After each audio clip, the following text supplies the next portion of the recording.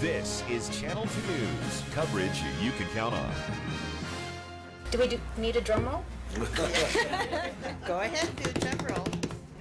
The Washoe County School District moves forward tonight, filling the seat left open by Dave Iazzi's resignation in District E. The latest on that process is tonight's Channel 2 News big story. Well, the Washoe County School District held a Thursday meeting this week to assess applicants for that open seat and narrow down that field. Good evening, I'm Wendy DeMonte. I'm Kristen Remington. Glad you can be with us tonight. They started the day with a list of 17 applicants, all wanting to fill the vacant seat in District E. That's Dave Iazzi's seat. And they have now narrowed it down to 5. Aaron Breen was there for the meeting today and joins us now live in the newsroom with more.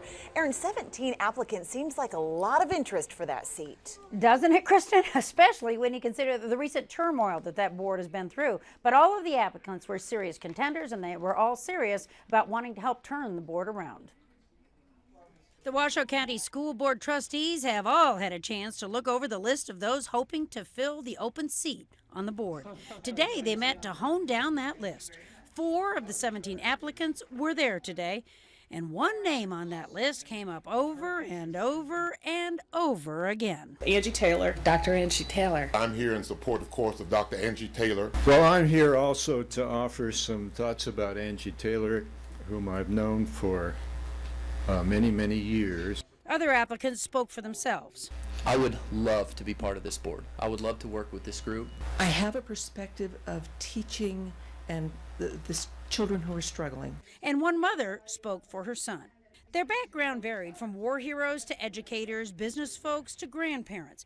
And the trustees' top 5 were Carlos Ladone, Diane Nicolette, Darcy Smith, Jean Stoss, and Angela Taylor. I'm more excited now because I'm one step closer.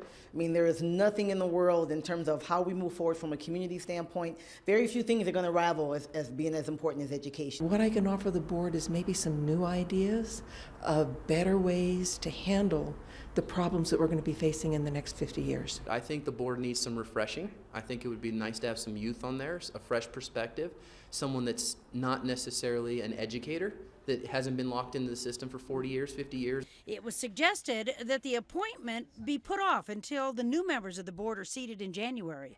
But one newly elected trustee said she'd reviewed all of the applications herself and felt it was time for the board to move ahead. The 5 they selected, I think, bring a lot to the table. I think it's going to be a very interesting discussion next week, and I'm glad we have the 5 candidates that we do for that position. Speaking of next week, it's next Tuesday that the board will interview the top 5 candidates during its regularly scheduled meeting, and the applicant selected will be sworn in during the meeting on December 9th. The newly elected board members from the election last week, they'll be sworn in January. Covering the big story, Aaron Breen, Channel 2 News.